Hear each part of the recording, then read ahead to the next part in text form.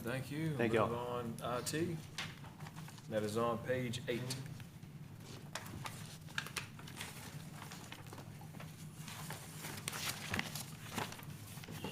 Morning again. Good morning. Just a brief overview.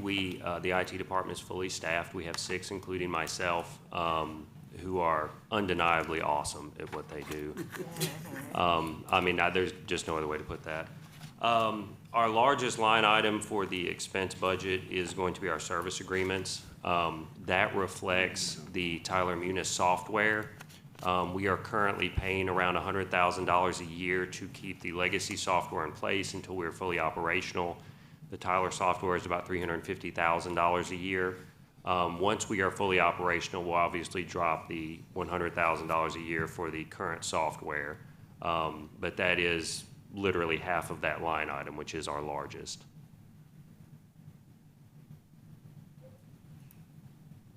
All right, any questions from council regarding IT? I think you may have some capital. Yes. I can go over that real quickly. First one has capital today. Yeah. On the capital ask for this year, we had a Windows server replacement hardware. We essentially, like most IT departments, are going to virtualization, where we have a single host and we run several virtual servers off of that. That has increased dramatically. I think we spun up 12 just this past year. 5 we knew about more than a week ahead of time, just because as these projects come through, we'll get a call from the police department, hey, we need this to make this work. So that would be to buy one server that would be able to handle more of that, and a secondary server to increase the amount of file share storage we have, as that need has increased dramatically. We have $160,000 in there for replacement PCs.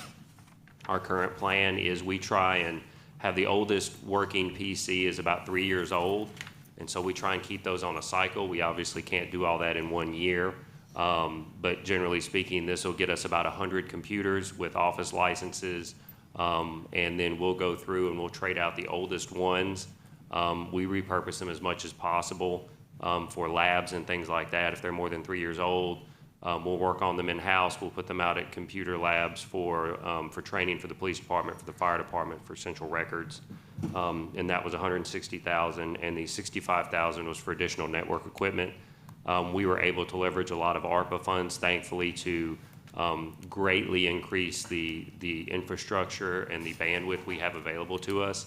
This would be going out to the individual locations and being able to bring them from 1 gigabyte backhauls to 25, which will greatly increase our ability to handle new technology as it comes through. In terms of storage, I know last year or the year prior, we invested pretty heavily in storage for video, particularly for the police department. How we stand We have, that is up and running.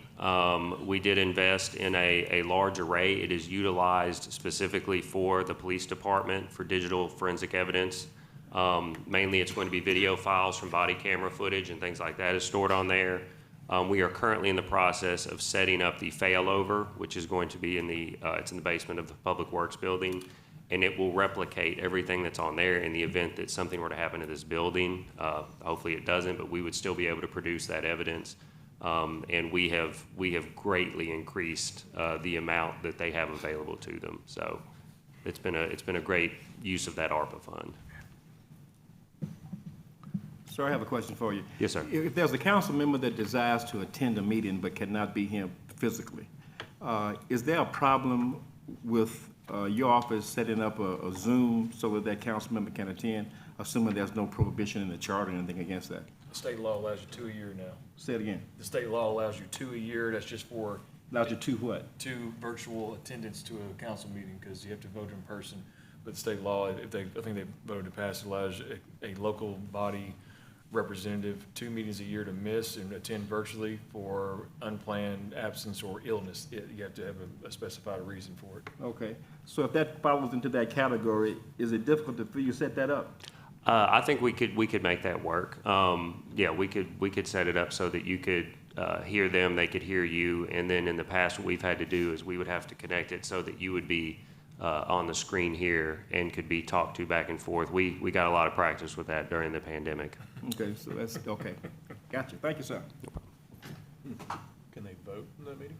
They can. They're allowed 2 And so it would have, I think it would change the process in which we voted, like we did during the pandemic of a single roll call vote. But, yeah, it's, illness and something else. It may be business travel, but you're only, yeah, each legislative person is only allowed 2 per year to miss and be able to use that service. Thank you, Brian.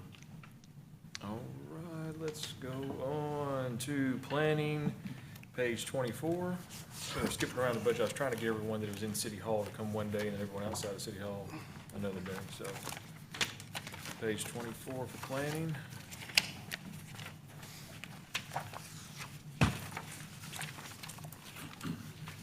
Good morning. Good morning. Good morning. I'll just give you a brief overview. The budget that you see for planning, the majority of that increase that you see is related to the Jackson Plaza master planning. It's tied to our budget under contractual services, so that's why you see the increase there. The other line items are pretty much the same. We have to budget for postage, printing, copier duplication, publicity and dues, the notices we put in the paper. We always have to budget anticipating growth because we don't know, how many development requests are going to come in and how many meetings, how many agendas we're going to have. So we put in an amount that makes sense, but not too high that is just, fluffing the budget. So that's what we've done with this budget. Again, nothing really has changed. I'm happy to say we're finally at full staffing, at least for now, based on, what we had in 1989 when I started. We're finally back up to that level. So we've gotten people on board, and we're currently. I didn't run anybody off. We finally got people on board, and we're training them to get up and running and cross-training them in all the aspects of what we do. So we're happy about that we're finally able to make some progress in that area. I'll be happy to share anything else that you have any questions about. The other budget, the 705, is just our MPO budget, which is our transportation budget from the state, where they reimburse us 85% of whatever cost we spend on transportation planning. So those just represent direct expenses that we incur during the year, and we get reimbursed for those.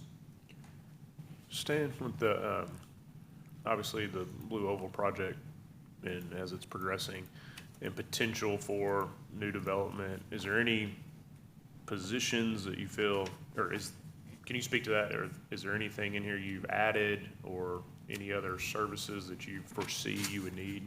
Well, we have a new staff person that's our economic development specialist, and he's responsible for building the demographic base of information that people seek out when they're looking at Jackson. He's been working on our land use, our existing land use and existing business base to get that information together. He also addresses any calls and things that we get to try to kind of be a first place to settle, and then he hands it off to whoever can answer any questions that may arise. It's kind of hard to anticipate. We feel that we've got people on board now that can help us, but nobody knows what that growth's going to look like. So I'm kind of like Bobby in that we put in place what we think we can, that we're not strapped and we can handle, and then if we see a need, we can always add staff, but we're out of space. We'd have to put them in a storage closet probably if we do that. So. Thanks. Now, this economic person you're talking about, who is that person? His name is Austin Brown. Okay. Is Mr. Brown doing anything regarding, to your knowledge, well, you would know, regarding developing East Jackson? And I bring that up because I look at all the positive things that are happening in Jackson now. I was riding around at North Jackson. North Jackson is just really looking good. And I commend you, I commend the mayor, I commend the vision to get all this done. I really do like that. But East Jackson is just deprived. I mean, the residents who live in East Jackson, if you want to do anything, you have to go outside of East Jackson in order to do it. East Jackson is in the opportunity zone. So is there anybody in your office, you or whatever, will you make a commitment to do whatever to develop East Jackson? The citizens there deserve to, enjoy the prosperity that's going on in other areas of the city. And I will do everything I can to support the other areas of the city, reaping all the benefits there. But we can't leave East Jackson behind. Yes, sir. And would you I can address talk about that. that, please? One of the things that's kind of a misconception of many people is that we direct development to a certain area, and that's, we can zone areas, we can make environments conducive for business, which we've tried to do with improvements in East Jackson, but developers choose to invest their money where they see the best return. And I mean, that's just simple business economics. So what we do work at is we have been striving to acquire resources for East Jackson. The TIF district for East Jackson, I'm happy to report, is now positive.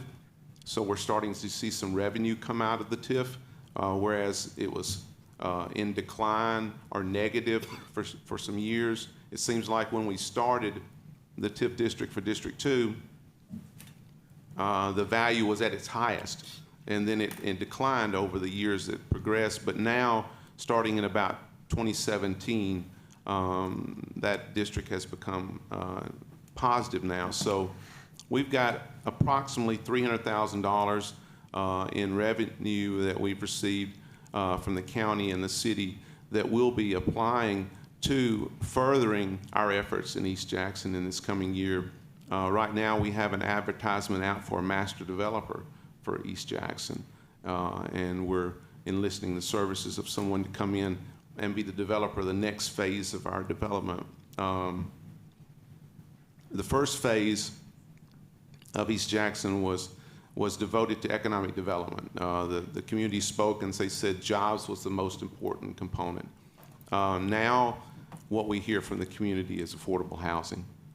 So we've specifically asked for a master developer that can help us with affordable housing because that is a desperate need among the community. And so we've asked that the master developer have experience in producing affordable housing, and we'll be looking at ways to do that in East Jackson because, again, if somebody cannot concentrate because they don't know where they're going to be sleeping, then it's hard for them to concentrate on seeking a job or do the other things that make them raise their station in life. So we are working on that right now, continuing our Whitehall redevelopment project, and also starting with a new master developer for this next phase. And once we get that person, we look at what's submitted, we make a recommendation. That selection will be brought back to you as the city council. And once the master developer is on board, we will go out into the community and have community meetings like we did before and just elicit comments from the community on what they want to see happen. Okay, as a planner, insofar as when I say economic development, I'm talking about retail folk coming in, and I agree with you. A developer or a retailer only goes where they can make money. That makes sense. This is a capitalistic society. That's Yes, what you do. And if you figure you can't make any money there, then you don't go. But it seems to me as a layman, and again, you're the expert, I don't know. As a layman, it seems that the city could offer some type of attractive package that would incentivize developers to come in and take a chance to do that. Isn't that correct? Well, that's what we did with the retail development that happened on Whitehall, where the former Huddle House was located, where the strip center is located. That was an incentivized development to bring about retail development in East Jackson. So yes, you can incentivize those things, but again, in the end, the developer has to know that he can attract the tenants that are going to want to go in that space. So right now we have about 3 acres on East Chester that's zoned commercial. We've enlisted proposals from at least 3 or 4 different groups on that property, and none of those developments have ever reached development stage. They fell apart for other reasons, not related to anything we were doing, but just finances and different things. So But you're gonna keep trying, though, aren't you? we continue to try. Yes, sir. We're going to succeed too. We're not going to only try. We're going to succeed. So, again, as you said, Jackson, East Jackson.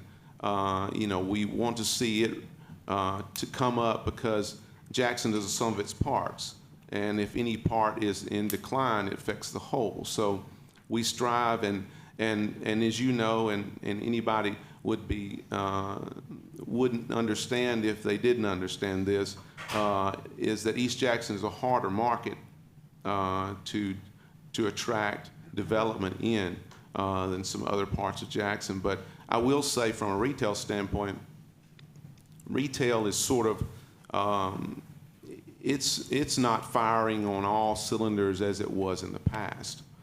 So retail is really, while it is important, while it's an industry that we still want to support, as we move forward, retail landscape will change, and the space demands for retail will go down. The means by which people buy retail will change. So it's important, I think, that not only do we concentrate on the retail aspects or the industrial aspects, but we also address the quality of life aspects, and that's why affordable housing right now seems to be one of the major issues that is needing addressing right now, because of rents, because of the cost of housing. And we have a new development between Phillips and Cartmel that we incentivized, that's Legacy Estates. We have some houses under construction right now. We have 2 contracts on the 2 houses that are complete, and the CRA has provided $10,000 in incentive to the buyers to help them with the cost of these houses because of the increase in cost. So we are doing all that we can do with all the means that we have available to turn the tide in East Jackson. Thank you, sir. I have a question. Yes, sir. Are you referring to, when you say East Jackson, are you talking about only District 2 or District 2 and 4? Because everything that you mentioned is going on and happening in District 2, and nothing is happening in District 4. Well, when I say District 2, I'm talking about the redevelopment District 2, which includes Council District 4, Council District 2. I'm speaking of the redevelopment districts when I speak of 2. So it includes all of what is traditionally considered East Jackson. Okay, thank you.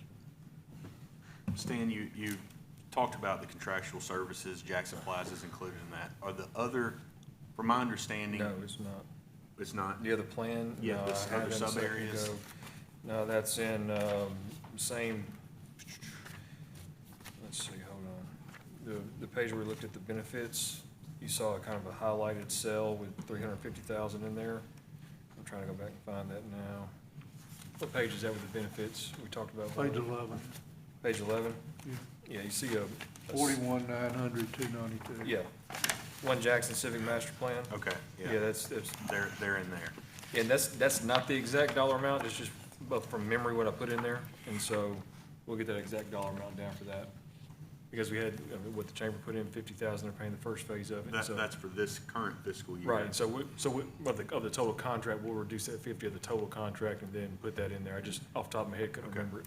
And for our contractual services, we had some other contractual services that had to do with Esri software, and so we had some money. So what's included in that is the first phase amount that y'all have approved, and it's all reflected in the new budget, but because we don't know when they will start invoicing, so there could do some things before this fiscal year runs out, and then we would feed that same line item, but it would just, we would take whatever is, The balance. yeah, of the that. balance and roll it, not roll it, but we'll budget it forward.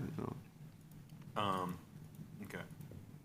Mr. Pilot, are you done? Well, I was gonna ask one more thing about the zoning ordinance rewrite. Yes, sir. Back probably a year ago, we kicked that off again. I was curious if that was budgeted to finish up this year, or where we're at on that? We are going to complete that project before the fiscal year ends, so there will be no more expenses out of that, what was left over. We have a final draft, so the staff is going through the final draft now to look it over and make sure that there's no other changes that we need to do there. We sort of, in looking at the zoning ordinance, the consultant had some ideas, but we about like nomenclature for zoning classes, and we chose to not do that because it was going to create a massive learning curve for everyone. You know, if you're used to knowing that B5 is highway business and all of a sudden now it's called something else, it just created confusion instead of improvement. So we kept those things similar. The things that we addressed were the areas that we felt were most important, and it had to deal with housing, because housing is so important that it meets that demand. So one of the areas is short-term rentals. Under the new amendments that we're looking at, short-term rentals, if you're an owner-occupied home that wants to rent out a room to a complete stranger, then you can do that outright. We won't. You don't have to go through any approval process for that. Anything in multifamily or commercial, you can do non-owner occupied short-term rental, but we did not feel that because of the way the state structures their short-term rental definitions and the way the property tax looks at short-term rentals, non-owner occupied short-term rentals are considered commercial activity, and we did not put those in the single-family districts because we just could not. If one time we looked at maybe creating an appeal process, but we couldn't find many instances where, say you were in North Point or a traditional subdivision where somebody just buying a home and running it as a micro hotel would fit within the context of that as being appropriate. So we've given opportunity, but we've sort of restricted in some of the areas just because of the effects of those things, especially the non-owner occupied. One of the other areas is accessory dwelling units. Up to now, we've only allowed accessory dwelling units when it was like a mother-in-law, somebody related to you. Now that relationship where you have to be related by blood or marriage, that prohibition is now gone, that restriction. So now you could have an accessory dwelling unit on your property, situated toward the rear of your property. It goes through a process, gets reviewed, but basically you could create a unit there and provide that middle housing that you hear talked about in the housing journals and things. That was my question, is we know that we have to have an increase in single-family housing. You talked about affordable housing in the context of East Jackson. We probably need that everywhere. Yes. But, looking at density in our current single-family zones and how we could, the quickest way to get housing is infill, is not expanding. Right. And how we can start to tweak our zoning ordinance to allow for more dense infill, like accessory dwelling units or cottage courts or different things. The RS2 class, which we created, which was single family but had the lot sizes of RG2, which is most of the center part of the city. So we've done things over time that have helped in that area, and we're adding some other things that will help even further. We've got, with adding residential in SC1 and some of those areas, we've created, most of the new and a lot of the new apartment complexes are in our SC1. So right. That shows you housing is more in demand than retail because people are seeking that out. So we're doing the things. Our biggest hope, because the CRA acquired through the bite elimination program about 90 lots. Our biggest hope is that going forward, we're going to start. We've already started receiving proposals from people to rebuild affordable housing on those lots. We think the biggest, solution in that area is single family attached. Not the old duplex model where you had a ranch-style house with 2 doors and 2 pads, but houses that look single-family but provide 2-family, because then you can divide the square footage of that unit by half, so the price per square foot goes down, and so the affordability goes down. It's just, we've got to find a good model because we want it to be aesthetically pleasing. We want it to fit in the neighborhood, and we also want to provide a product that will bring the affordability. So if you can take a, say 2,000 square feet or 2,200 square feet and divide it into 2 single-family units attached, then you're down to 1,100, but you spread the cost across the structure, so it helps in the affordability range. So those are some of the things that we're looking at, and we're already starting to talk with some developers on providing that product on across those lots. Mr. Pilot, I wanted to ask you, your computer software is going down. I just wanted to make sure that you have the most available or the technology that you can look at a subdivision and maybe look at the way the land is and Yes, that was what they did, and when they projected our budget, they had a cost that was not our cost attributed to our department. So we just basically reflected what our current charge would be to cover us. So we are covered. It didn't go down. They had another expenditure attached to our department, and we corrected that. So that looks like a decline, but it's really not. It's just a correction. The building department software that was implemented last year is shared between building, housing, and planning, and that's what Stan is describing. That's been corrected. So you feel like you have an adequate and the best that you can? We do as best as as best as we can see the future, because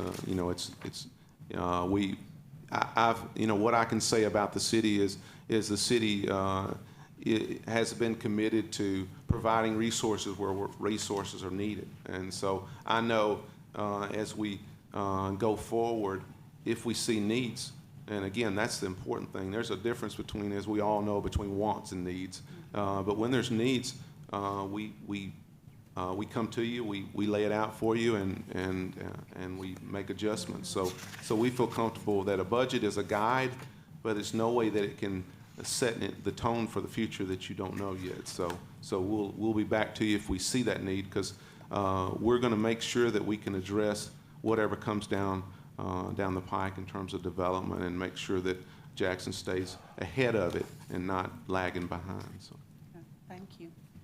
All right, any other questions for Stan and planning? All right, thank you, sir. Thank you all. Next we go Civic Center, and that is on page 35. Well, thanks for allowing the outsider in today. I appreciate y'all moving me around to get me in. I got to be out of town for the next couple of days after this, so I appreciate it very much. Any questions on the operating or capital side of the budgets? Any new employees that you've got slated? We're looking to hire a part-time person for this next budget year. We would really love to have a part-time female employee. That way they don't have to close down the female restroom to go in there and clean during events. They can just walk in. So that would be that's a goal for next year for sure. 35. The one new, that's that building attendant That's one right. position? Yep. Okay. Could you do you have any capital? Yeah, I was Yeah. gonna wait for any questions on Sorry. operating first. I didn't know that they were still looking at the page. Any additional questions on operating before we get to capital? How many employees are down at the? Right now we have 3 building attendants, 3 full-time and 2 part-time. So there's 5 that are building staff. And then myself and Miss LaShawn Hicks in the front office, so 2 in the front office. All right, thank you. Yes, sir? Looks like there's about a 23% decrease in your utility costs. Yes, sir. What do you attribute that to? Well, we've figured out that during, especially this time of year, we don't necessarily have to run the chiller plant or the boiler plant. We can open outside dampers and bring cold air into the building with just the fans. And so all we're running is a fan motor and not a huge chiller plant, which is an energy drive. So we've just kind of, with the help of park maintenance and Morgan Thornburg, our contractor that does that, we just kind of figured out there's no sense in running these huge pieces of machinery when we can move outside air. So that's kind of what we're trying to do during these months right here where it's, well, of course, you never know. It might be 96 tomorrow, but.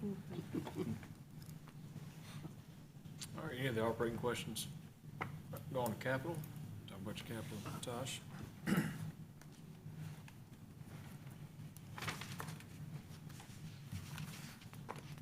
Got 2 items in capital. You would talk about the. Yeah, so elevators. where it talks about the round tables replacing the wooden with plastic.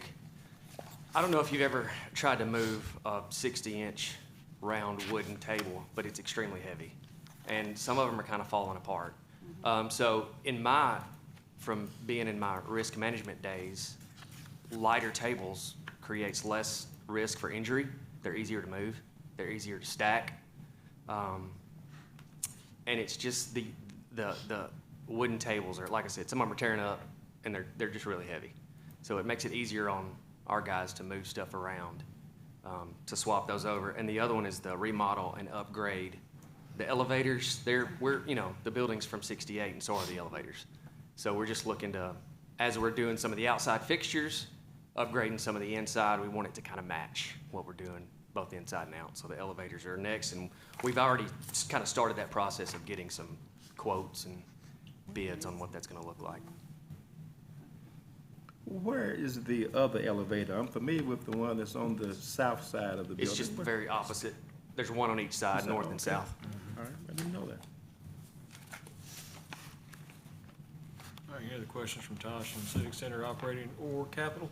Tosh, is replacing the tables, those wood tables are pretty ancient, but do you have any educated guess on the expected life of the newer plastic tables you're seeking? Yeah, I mean, the plastic tables, with as much as we set them up, I mean, you're looking at, these are 10 to 15 year items. I mean, this isn't something that you really have to replace very often. The wooden ones have probably been there for longer than that. It's just a matter of making it easier and quicker for us to be able to set up. But I mean, these aren't like going to Sam's and buying tables. We would order commercial grade tables from Lifetime. Sure, thanks. Yep. Going back to your expense budget, you've got 35,000 for your, for your repair and maintenance Yes. versus 43,000 that you annualized. I mean, I know that has some wiggle room in it. It does. It does.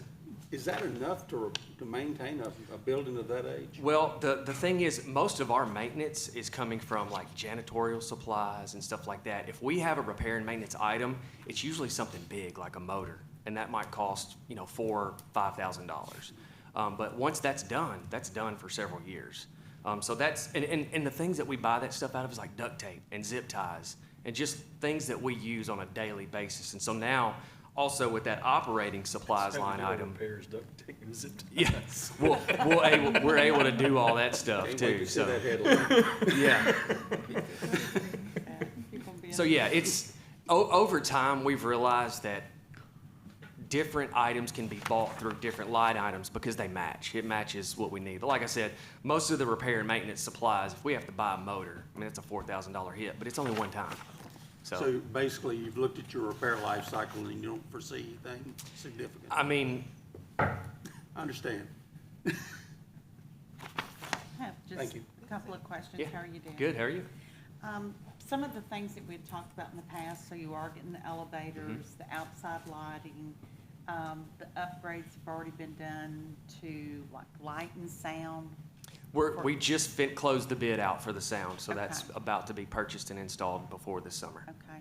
Something we also talked about, the flooring in the front, and I think it was something that was movable, but people get their heels. It was a riser issue. Yeah, that Right. lift. So we've had J&J contractors who's here in Jackson come look at that, and it's a cabling issue under there, and so every once in a while we can call them and they'll just come tighten those cables and it levels up that position. But what we do with it currently is we lay pieces of wood over those flat, Okay. over that, and then we lay carpet over it so that there's no longer a gap Because when I know that's down. somebody almost, Yeah. so that's good. All right, that was my question. Okay. Thank you. Yes, ma'am. Thank you. All right, anything else for Tosh? Thank you, sir. Thank you. Thank you. All right, last for the day is Police, all the way in the back.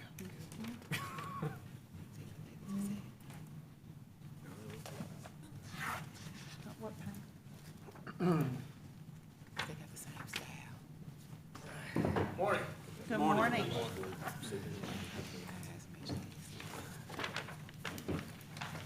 All right, I'm sorry, police starts on 13, I'm sorry.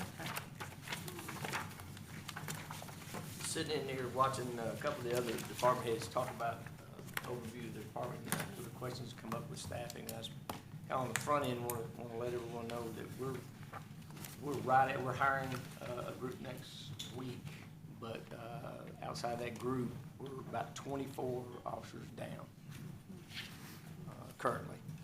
So You say outside that group, you'll still be 24 down? Is that what that's you said? correct. All right. Is that year over year from, And that's what Excuse me. would be fully staffed. To be from fully year over year or staffed. fully, okay. To so be fully staffed, right. To be fully staffed. Okay, on the operating expense, budget, much like was brought up in some other groups, one of our largest things is, professional services, which is our, maintenance agreements for the technology and software that we have, our records management, programs and those types of things. We actually had proposed over $400,000 for that line item because that's what we've been spending. Those line items, those accounts and those invoices go up annually. I don't know if this thing's working, is it? I can kind of show you, Yeah, the Zoom is down there on the, where is it? I don't know what I'm looking at. There it is. Oh, Here comes Ken. there you go.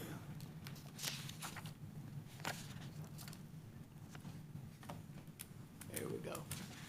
So this particular line item here says Superion Central Square. That's our records management system. You'll see $184,000. That was back in fiscal year 19. And this year, $244,000. So in 5 fiscal years, it's gone up $100,000. That's that software maintenance agreement type thing for that's our massive, big package records management system. And so, that particular bill is due in May of every year, so we haven't even paid it for this fiscal year yet. So that's why, the budget, we have proposed, over $400,000 for that, and even though it may say $250 on your, but that's because we've got $244,000 we've got to pay next week. So that is our largest operating expense from the administrative side of the house. The other would be motor vehicle expense. Obviously, we patrol. We're out on the street all the time. We've been trying to work toward a more beneficial take-home car program for our officers, which means we've been keeping some of the older cars that we would normally have gotten rid of through an auction process because they have a little bit higher mileage and that type of thing. They've got some age on them. We're keeping those vehicles, but maintaining them is costing us a little bit to keep them. And so, again, we had asked for about $300,000. I think your line item says $200,000. But that's a large expense for us, is trying to maintain the vehicles. So, and fuel, we never know what fuel is going to do, right? So, but we are, because we're one of the, I guess, probably maybe one of the only departments that are 24/7 vehicles on the road. We're out there constantly, and so that's a line item that's fairly high for us. I'll entertain questions on anything else operational, but those I think are our big, if you will, big ticket type items for operating. Chief, I was gonna recommend, because they may be following up on these numbers later. I was gonna recommend you comment on the reorganization where you move some staff between Right, and call centers, because that kind of shows up on some of the I think salaries. it's a good thing to bring up. But we did restructure the agency back last fall. Our investigative side of the house is broken up into two different sides. We've got a general investigation division and a major crimes division. And so we requested through Mr. Arnold's office a separate set of line items so they can have their own accounting of their part of the budget, instead of both of those divisions pulling out of one. And so that was a breakdown, and that's some of the reason why there's some differences in last year's numbers and this year's numbers. It's not really that we increased much at all. We just spread them out and then created different line items and moved those dollars around. So it'd be a little bit more beneficial for our folks and easier to handle as far as the budget. The other part of the process is that, as you're aware, the Metro Narcotics Unit dissolved earlier this year, and the 26th Judicial Drug Task Force was started. And so things that were in last year's budget, operating budget, that were paid for out of the Metro drug account, obviously we won't have that account in this fiscal year because that unit is no longer in existence. And so some of those things were having to be brought over into the other investigative line items to pay for. So that's another reason why those line items increased, like utility bills and things that the Metro unit was helping pay for out of our building on Main Street. They're not going to be there to pay for that anymore. Their accounts aren't going to pay for that. So we had to take on those burdens. If I could, you likely will see a budget in FY24 for the Metro Drug Fund, because many of the balance sheet accounts, there's assets that are yet to be adjudicated, and there'll be transactions related to that. But what the chief is describing, like their normal operation cost has been moved to the police department account. So. Chief, it's a small amount, but I was just checking the sex offender registry. I saw that wasn't in there. Are we moving that around, or is that just page 13? Okay. It's like line Oh, one. up top here. Okay. Yeah, it's on our page 13. Oh, our page 13. Yeah, you got a Same. different page looking. It's, what's the line item on that one? Line is like 237 and 237, 238. 238, yeah. All right, I'm sorry, what was your question? It's not a very nominal amount. I just didn't know, it didn't look like it was budgeted for next year. So I didn't know if we were moving that around to a different department or.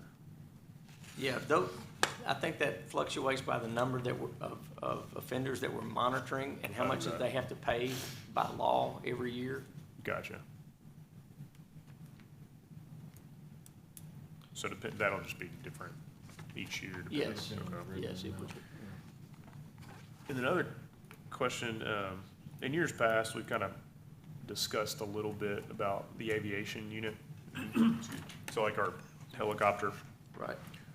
is that, I think there's been some discussion of, hey, what you can do with the drones now versus do we need actual helicopter and pilots on staff and those are, I guess on call or as needed, or maybe we're paying the full deal. Do we, Right. can you speak to that, or do we still need the full Right. kind of aviation unit? Or? And we do have a drone that we do use and access when it's available. There's some restrictions by law on what you can use a drone for, what law enforcement can use a drone for.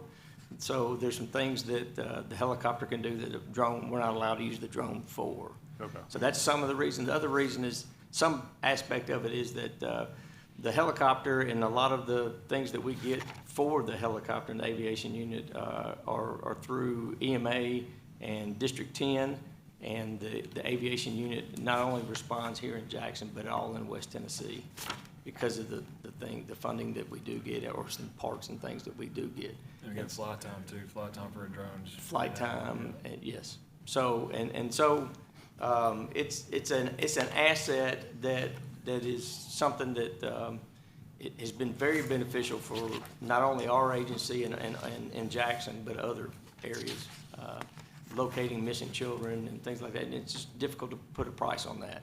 So it's a very needed thing, but some of the things about the drone we just can't use in some aspects. Go. Chief, a couple of questions. You'd mentioned the expense and the rising expense of the storage service you use, the records keeping. Are we locked into that contract, or are there other options? No, in fact, with the city going to Tyler Munis for the accounting and everything software, we're actually looking at that same company for our records management system to see if we might see some reduction in cost in that, because the city's already a customer. They've actually come and talked to us already, and we're having a demonstration of their product here in about a week, I believe. So we are looking at that, looking at the cost would be, I won't say it would be very high, but there is a cost associated if we go from one vendor to another, and the data conversion is a huge cost. So we got to be mindful of those things before if it offsets the expense of this particular. And we've been with this records management system for a little over 10 years. So I'm certainly open to looking at something else that would be more cost-effective, so long as we don't take a step back from a technology standpoint. Yeah, of course. And have they offered any explanation, your current vendor, for why the cost has increased? The parent company has changed hands a couple of times, and so I can't answer exactly the reason why, but I know across the board, most every maintenance agreement we have with different technologies has gone up about 9 to 12% this past year. Does it include upgrades now? It does. Yeah. And other questions, so you mentioned the vacancies. What do you attribute those to with your staff, your officers? There's a lot of factors that go into it. We're working on a lot of recruiting and retention things right now. Retention is part of it. We've had just this year 4 officers retire because they've been eligible to retire. Some of it is not, I'm getting out of law enforcement because I don't want to do the job anymore. Some of it is just natural attrition through retirement. Recruiting is difficult, mainly because the pool, the applicant pool is not what it used to be.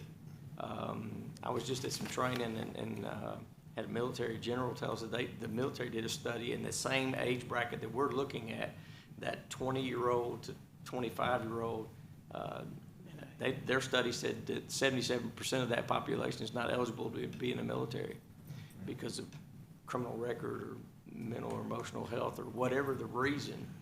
And that's the same reason why we can't hire those same I think too, folks. Councilman, a credit to the city and a credit to Chief Corley that our department's pool is probably smaller because we haven't lowered our standards like other departments. And that's exactly right. I don't think that's something that we need to consider, lowering the standard of the type of folks that we want to attract and hire, so, for our community. Yeah, absolutely. You'd rather have qualified individuals than warm bodies. Right, Yeah. that's exactly right. It's a struggle for our officers. We're having to work more. Our overtime is much higher than it probably should be because of our shortage. But I think they also would rather work with quality folks than just, someone off the street just to put a uniform on them, so.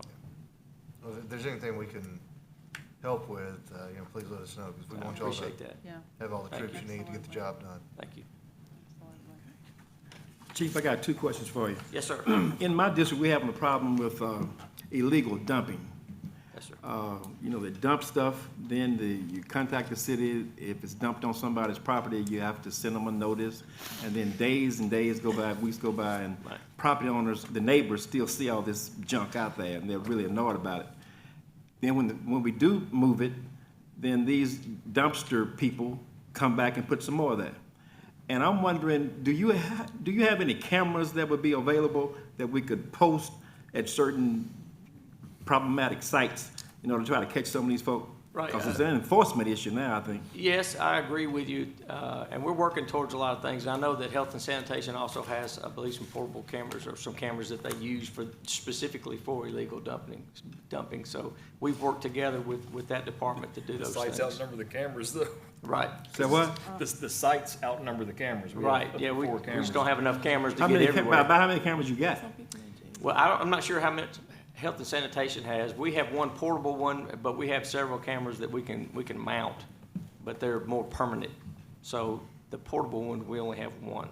Our department only has one, but I believe Health and Sanitation has more than one. Okay, that one you have, is it available for use? now? Yes, sir. All right, well, I'd like to reserve Yeah, it. we can talk, yes, sir, yes, sir, we can talk about it, because that is something, and I want to say too, that we've been working with the mayor's office also about hiring a part-time, retired officer to come back and do enforcement for litter and, illegal dumping as part of that. So we're fixing to, begin a little bit of more of a push from an enforcement standpoint. From the When police would that department. person be hired, person or persons be hired? They're going through the physical and psychological part now, so within the next few weeks, I would hope. And how many is it? Just one right now. All right, and he or she would have the authority to do what? They have the authority, because they're a sworn officer, they'll be able to issue citations for any criminal act, including illegal dumping or littering. All right, and another question I have on page 17 regarding, I think it was 17. Yeah, regarding the North Precinct. I have gone by there just randomly, don't go down there maybe twice, 3 times a year. And I never see any activity there. What's the utility of having that North Precinct? Yes, so the North Precinct was originally used when the construction of all the construction on I-40 was going on, so we could maintain a presence there and use it as a facility to report to if we need to, so we wouldn't be cut off by all the construction that was going on. So it's not as needed as it was, but it houses right now the offices for our traffic officers. And so you're not gonna see a lot of sitting still there. They're gonna be out doing enforcement, but that's where their office is doing, where they investigate hit and runs and do their accident reconstruction work. So based on that, you feel it's justifiable to maintain it? We're in talks right now about whether or not we maintain it with the property owner. So then, whether or not you include this as a budget item, you may or may not include it? We're currently under the lease, so that's what we have to expect to pay it until we're out of the lease. All right, thank you. Chief, one thing, I think you touched on this earlier, but these salary numbers are including the 24, if we were fully staffed, is that?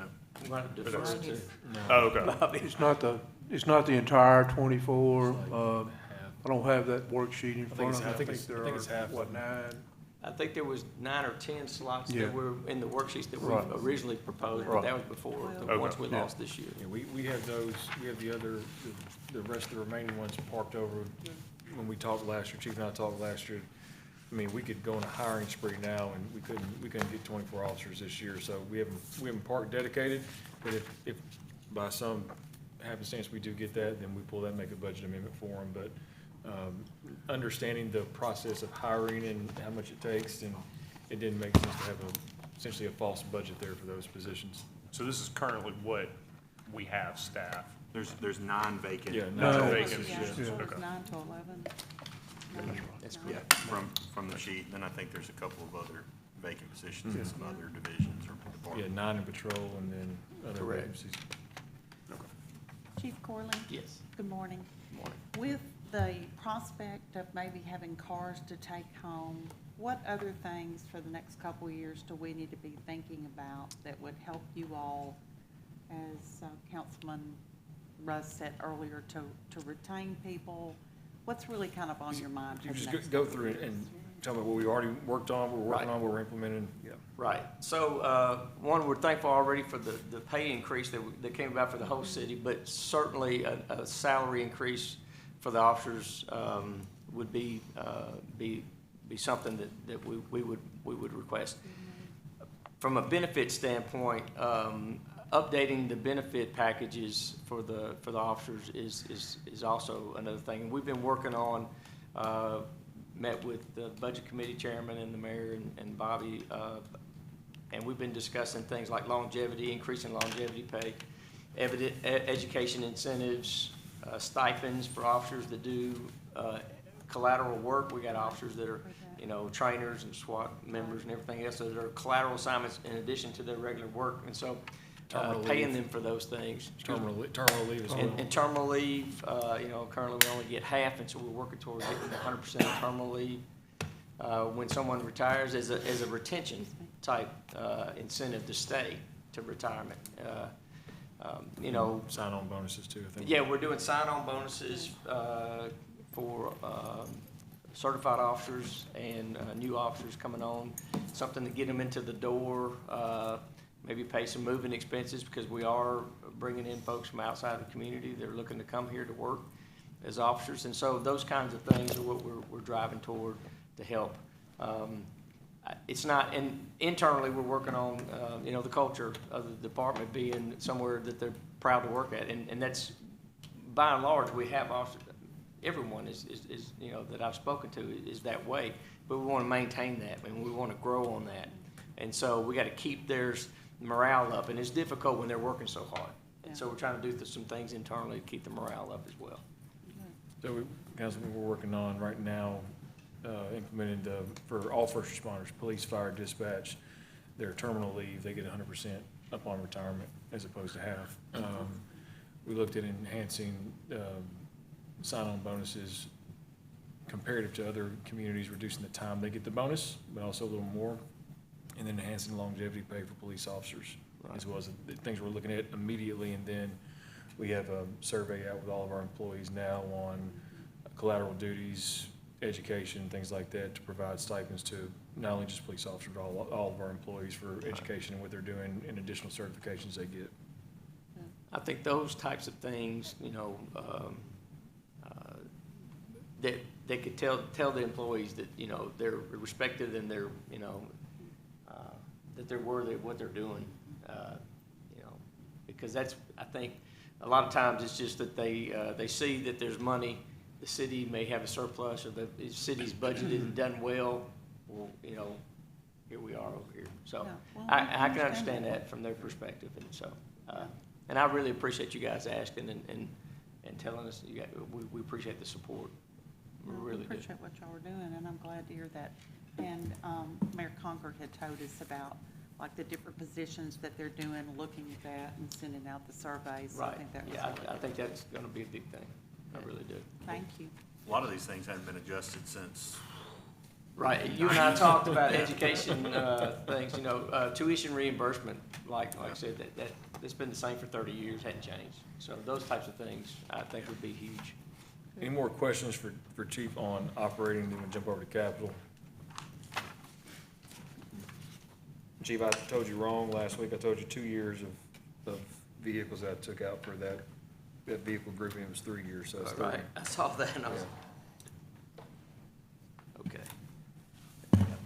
And we talked about that earlier, of the grouping of, we're gonna either look at surplus to buy that or bond issues, whatever, but that's gonna be the grouping, that those 30 plus the other vehicles will be included in that grouping of vehicles. This year, Yeah. okay, great. All right. Any questions on capital? We can walk through.